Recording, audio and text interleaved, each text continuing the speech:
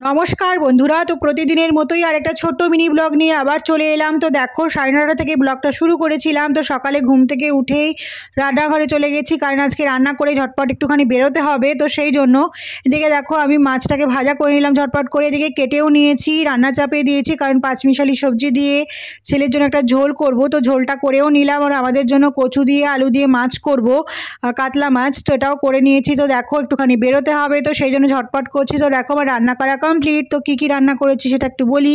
তো দেখো রান্না করেছিলাম আজকে সাদা ভাত করেছিলাম, আর একটা চচ্চড়ি বানিয়েছিলাম বাঁধাকপি দিয়ে, মাছের তেল দিয়ে। তো এটা খেতে দারুণ লাগে। তো দেখো আর ছেলের জন্য পাঁচমিশালি সবজি দিয়ে কুমড়ো, আলু, পটল, তারপরে গাজর, পেঁপে এগুলো দিয়ে একটা মাছের ঝোল করে দিলাম ওর জন্য। আর আমাদের জন্য দেখো কচু আলু মাছ করে দিয়েছি, কারণ এটা খেতে দারুণ লাগে। এটা হলে আর কিছুই লাগে না, একটু চাটনি তো আছেই।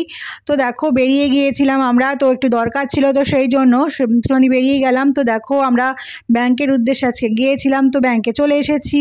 তো সেটা একটুখানি ভিডিও তোমাদের সাথে শেয়ার করলাম। তো দেখো ছেলে আর আমি একটুখানি ফটো তুলে নিলাম ওখানে বসে বসে। তো যাই হোক বাড়ি চলে এসেছিলাম, তারপর তখন 2টো বেজে গিয়েছিল।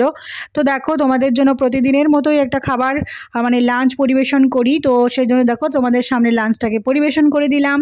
তো দেখো স্যালাড দিয়ে লাঞ্চটাকে সাজিয়ে দিয়েছি, কেমন লাগলো অবশ্যই কমেন্ট করে জানিও। তো দেখো পরপর যা রান্না করেছিলাম সেটা দিয়েই লাঞ্চ থালিটাকে সাজিয়ে দিয়েছি। তো এটাই ছিল আজকের লাঞ্চ মেনু, একদম সিম্পল হালকা পাতলা। কে কী খেলে অবশ্যই কমেন্ট করে জানিও।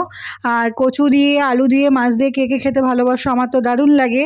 তো অবশ্যই কমেন্ট করে জানিও। তো যাই হোক দেখো এটাই ছিল আজকের লাঞ্চ। তো এটা খাওয়ার পরে একটুখানি রেস্ট করে নিয়েছিলাম। তো তারপরে দেখো বিছানাটার অবস্থা, কারণ বিছানাটা তুমি যদি গোছাও, আমার বাড়িতে এরকমই হয়, গোছানোর কিছুক্ষণ পরেই শুরু হয়ে যায় অগোছালো করা। তো দেখো এই ছোট্ট ছানাটা এরকমই করে।